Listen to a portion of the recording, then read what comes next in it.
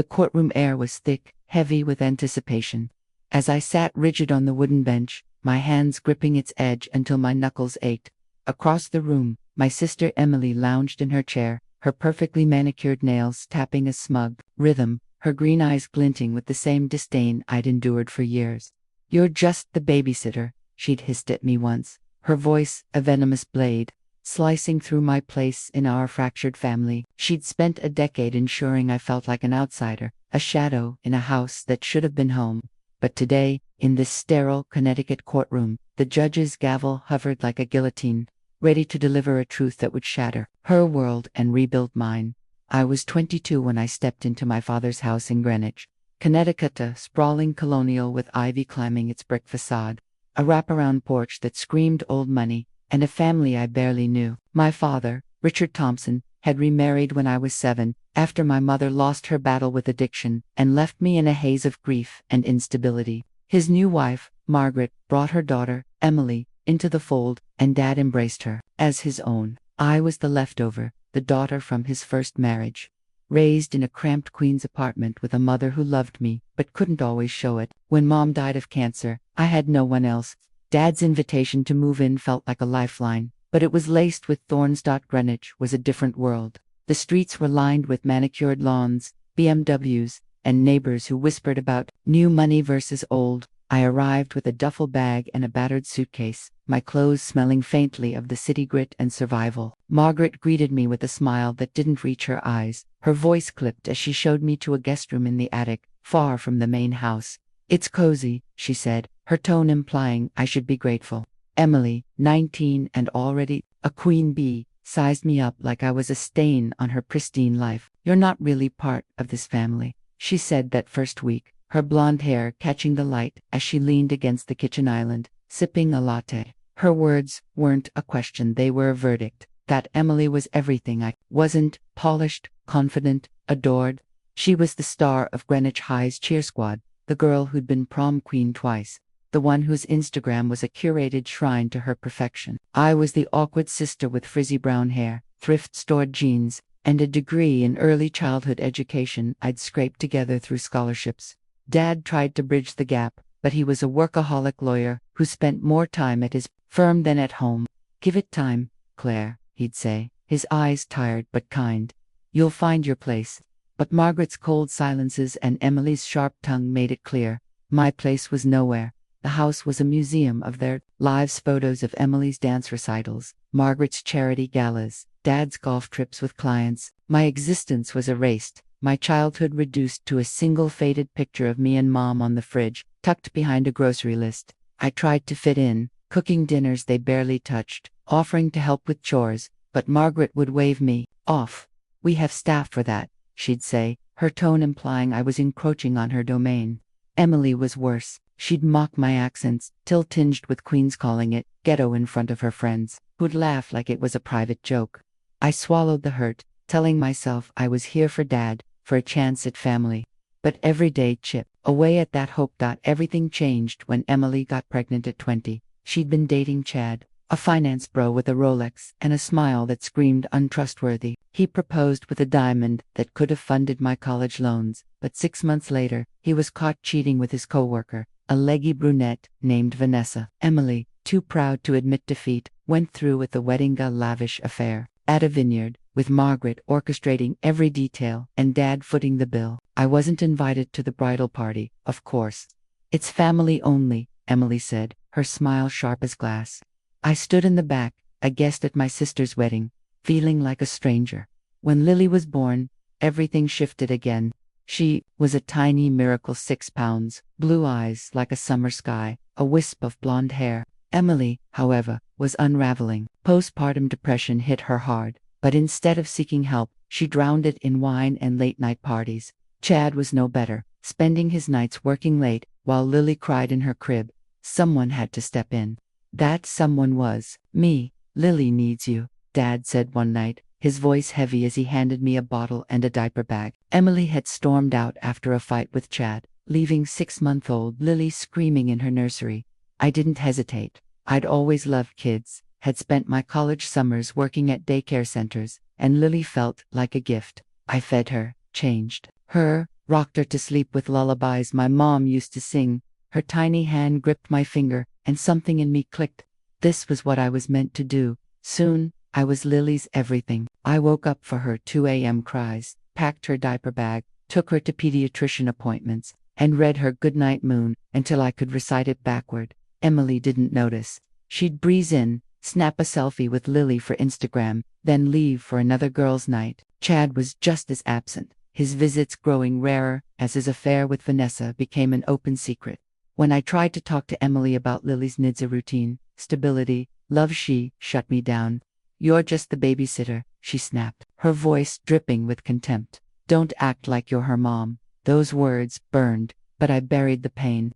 Lily needed me, and I wasn't going to let Emily's cruelty drive me away. I started keeping a journal, noting every time Emily disappeared, every bottle of wine she left empty, every time Lily cried for her and got me instead.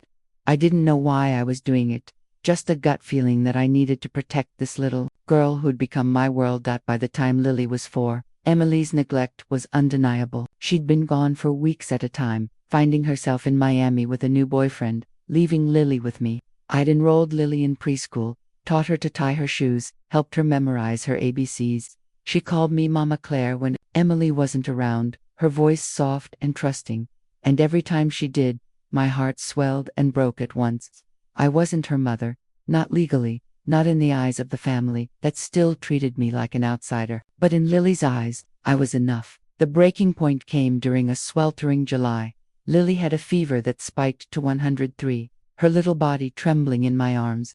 I rushed her to the hospital, spending 3 days by her side as doctors ran tests and hooked her to IVs. I barely slept, holding her hand, singing her favorite dinosaur song to calm her. Emily didn't show up until the 3rd day, her makeup flawless, her attitude anything but. She didn't ask about Lily's condition, didn't thank me for staying. Instead, she looked at me, standing by Lily's bed, and sneered. "You're pathetic, Claire, hovering over my daughter like you're her savior. You'll never be her mother." Something in me snapped. Years of her condescension, her dismissal of my love for Lily, her erasure of my place in this family was too much. "You don't deserve her," I said, my voice low but steady. "You're barely a mother. You're a ghost in her life." Emily's face twisted, her eyes flashing with rage.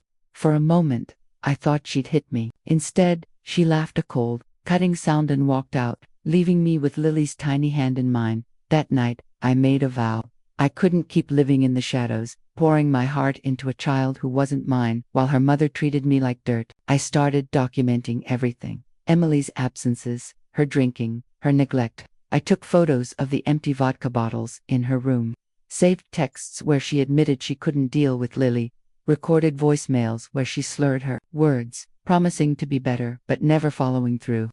I didn't know what I'd do with it, but I knew I had to protect Lily and myself. 6 months later, Emily dropped a bomb. She was moving to Los Angeles with her new boyfriend, Jake, a wannabe music producer with a man bun and a SoundCloud page. "I'm taking Lily," she said casually, tossing her hair as she packed a suitcase. My heart stopped. Lily was 5 now, her world built around me, our bedtime stories, our trips to the park, our secret handshake. I couldn't let her go, not with Emily's chaos, not with a stranger, not to a life of instability. I went to Dad, my voice shaking as I begged him to intervene. He sighed, rubbing his temples. "Emily's her mother, Claire. What can we do?" Margaret, predictably, took Emily's side. "You're overstepping," she said, her voice cold as ever. "You're not Lily's parent." Their words were a gut punch, the final betrayal. My own family, choosing Emily's recklessness over Lily's safety. I realized I was alone in this fight, but I wasn't backing down. I found Rachel, a family lawyer with a reputation for taking on tough cases. She was a no-nonsense woman in her 40s, with sharp eyes and a voice that commanded attention. "You're not a legal guardian, Claire," she warned, leaning across her cluttered desk. "You're not even a step-parent, but we can build a case on neglect and abandonment. It's a long shot, but if you've got evidence, we've got a chance." I handed her everything: my journal, the photos, the texts, the voicemails. Her eyebrows rose as she flipped through it. "This is gold," she said. "Let's go to war." We filed for custody, citing Emily's unfitness as a parent. When Emily got the papers, she lost it. She showed up at the house, her face red with fury, screaming, "You're trying to steal my daughter, you pathetic wannabe." I stood my ground, my heart pounding but my resolve ironclad. "I'm saving her," I said. "Something you never bothered to do." Emily's eyes narrowed, and she stormed out, promising to make me pay. I knew this was only the beginning. The custody hearing was a battlefield. Emily's lawyer, a slick man in a tailored suit, painted me as a jealous, meddling sister, desperate to play house with a child that wasn't mine. He twisted my love for Lily into obsession, my sacrifices into manipulation. Emily took the stand, tears streaming, claiming she'd been struggling but was ready to be a mother now. She wore a modest dress, her hair pulled back, playing the part of a reformed woman. It was a performance worthy of an Oscar, and I saw the judge's face soften. My heart sank. Was I about to lose everything? Rachel called me to the stand, took a deep breath and told the truth. Every sleepless night, every diaper changed, every fever soothed, every moment I'd been there when Emily wasn't. I described Lily's favorite dinosaur, her fear of thunderstorms, the way she'd curl up in my lap when she was sad. I presented my evidence, the photos of empty bottles, the texts where Emily admitted she didn't want to be a mother, the voicemails where she sounded drunk and distant. Emily's face paled as the judge reviewed them, her composure cracking. Then came the witnesses. Lily's preschool teacher, Mrs. Carter, testified that I was the only one who showed up for parent-teacher conferences. The only one Lily ran to when she was scared. The pediatrician confirmed I'd been the one bringing Lily to appointments, knowing her medical history by heart. Even Dad took the stand, his voice heavy with guilt as he admitted Emily's absences. Margaret sat in the gallery, her face masked, refusing to meet my eyes. Emily's lawyer tried to fight back, but his arguments fell apart. The evidence was overwhelming, the truth undeniable. The courtroom fell silent, the weight of it all pressing down on us. I looked at Emily, her hands trembling, her facade crumbling. For the first time, I didn't feel anger, just pity. The judge took a long moment before speaking, her voice steady and measured. "Miss Clare," she said, "you have demonstrated a commitment to this child that goes beyond biology. You have been her mother in every sense of the word." My breath caught, tears welling in my eyes. Emily's head snapped up, her face a mask of panic. "This court grants full custody of Lily to Claire Thompson," the judge continued. "Miss Emily, your parental rights are hereby terminated." Emily screamed, a raw animal sound that echoed through the courtroom. Margaret gasped, clutching Dad's arm, while he stared at the floor, his shoulders slumped. I sat frozen, tears streaming down my face, as Rachel squeezed my hand. Lily was mine, not the babysitter, not the sister, not the outcast. Her mother. Emily moved to LA, cutting contact with the family. Margaret tried to reach out, her apologies laced with excuses, but I couldn't forgive her for choosing Emily's chaos over Lily's safety. Dad was quieter, his guilt palpable, but the years of neglect had built a wall between us. I moved out, taking Lily to a small house in a quiet neighborhood where we built a life together. The house was Cape Cod with a tiny backyard, but it was ours. Lily thrived, her laughter filling the rooms, her trust in me unshaken. We planted a garden, read books under a blanket fort, made pancakes on Sundays. She called me Mama, and every time she did, it healed a piece of the hurt I'd carried for years. But the victory was bittersweet. My family was fractured, the bonds of blood broken by betrayal and indifference. I didn't need their approval anymore, but the scars remained. I'd fought for Lily because she deserved better, and in doing so, I'd found my own strength. Emily's sneer, her dismissal, her cruelty, they didn't define me. Lily's love did. Justice isn't always loud or dramatic. Sometimes, it's a quiet moment in a courtroom, a judge's words rewriting a child's future. I fought for Lily because she was worth it, because love isn't about biology, it's about showing up every day, no matter what. Emily's world crumbled, but mine was rebuilt, stronger than ever. I wasn't just the babysitter. I was a mother. What do you think of Claire's journey? Have you ever fought for someone you loved, against all odds? Share your thoughts below, and let's keep the conversation going.